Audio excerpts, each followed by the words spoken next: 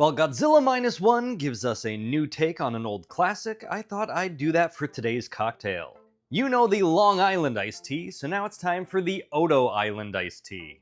We're going to really focus on the citrus aspects for this one, using a citrus vodka instead of regular vodka, Japanese gin, silver tequila, triple sec, coconut rum instead of silver rum, and we're going to double down on the rum with a dark spiced rum as well, lime juice instead of lemon juice, and a Japanese marble soda instead of cola.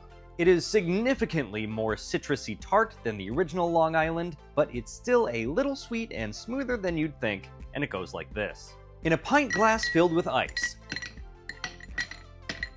add a ½ ounce of that citrus vodka, a ½ ounce of Japanese gin, a ½ ounce of silver tequila, a ½ ounce of triple sec, a ½ ounce of coconut rum,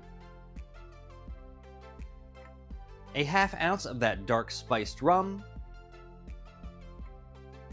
a full ounce of lime juice, and top that off with a couple of ounces of that Japanese marble soda.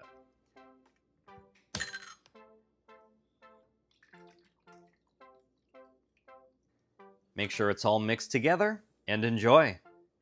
Cheers! So this is the Megahouse Godzilla Minus One Puchirama EX Blind Box Set.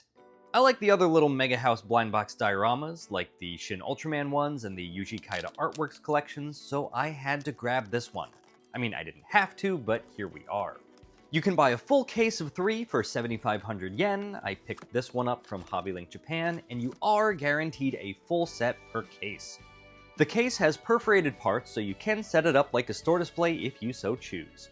After international shipping, these work out to be around 25 bucks per box, and we'll come back to that.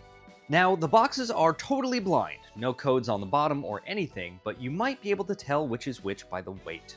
The first one in my case here feels pretty hefty and is just under 7 ounces. The second one feels identical and weighs just about the same. The third one, though, definitely feels lighter, so if you come across a full case, you'll at least be able to tell that one apart.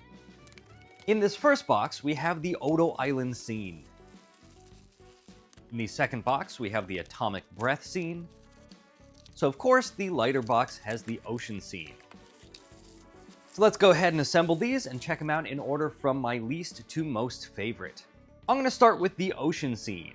It's made up of 2 pieces, the water base and the Godzilla torso, and they plug together nice and tight. The material feels more fragile than I had anticipated. These dorsal spines are definitely sharp and not as flexible as I thought they'd be. The water looks way more purple than blue to me, which is weird, but on the upside, the Godzilla looks better than it does on the box. There, it looks like it has thicker, glossier paint, but the figure itself has a much more matte paint job that really brings out the details. Other than that, it's as long as it is tall, which is right around 3 inches. I do want to explain, I just don't like figures that aren't the full body. If it's just a bust or something like this with part of the body coming out of the water or a tail or something, it's simply not for me. Now, to be fair, there is a special version of the set that's sold by select retailers, and for an extra like 2,000 yen, you get a cool collector box and the other half of Godzilla's body. At first it looked like you get an extra 4th figure, but from what I've seen, you just get the bottom half that you can plug the top half into. I admit it does look nice, but for 2,000 yen, I could get a few of the high-grade figure, which is good enough for me. Now, I do like how the water is translucent, and since it's hollow in the bottom, you could stick some kind of light in there. Otherwise, this isn't worth 25 bucks to me.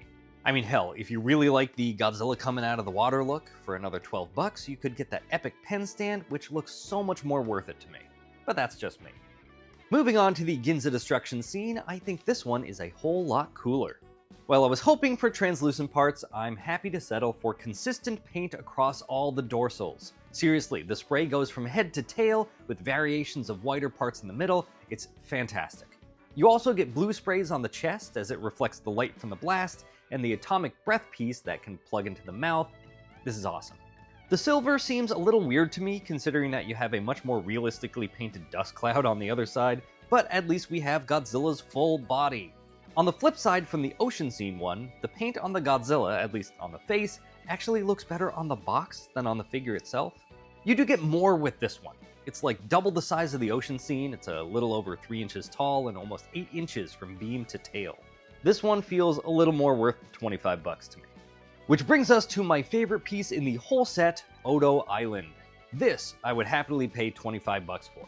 The sculpt on the Godzillasaurus, the way they've reflected the light of the fires on the belly, this thing looks fantastic. Because this Godzilla has tabs on the bottom of his feet and his legs are angled a bit odd because the base is kind of rounded on top, he can't stand on his own. But that's okay to me because the base looks great. Basically a 4-inch cube, this takes up less space and has better paint and detail than the Movie Monster series, and at just about the same cost, I am a-okay with that. I typically don't go for figures in super dynamic poses, but this one, I love it. As of the recording of this video, it's still available at some Japanese retailers, or you could spend a little extra and get it from Big Bad Toy Store for 88 bucks, or try your luck at a random blind box from the Box Lunch website for much closer to retail at 25 bucks a piece. Or hope that someone like myself is selling off the ones they don't want. As I'm recording this, I took a quick look at eBay, and it seems like the individual ones are going for 40 bucks. If you want just one for 40 instead of spending 75, go for it. I'm not going to judge your journey. I will, however, judge you if you don't drink responsibly. Please make good choices out there, and I'll catch you next week. Thanks for watching.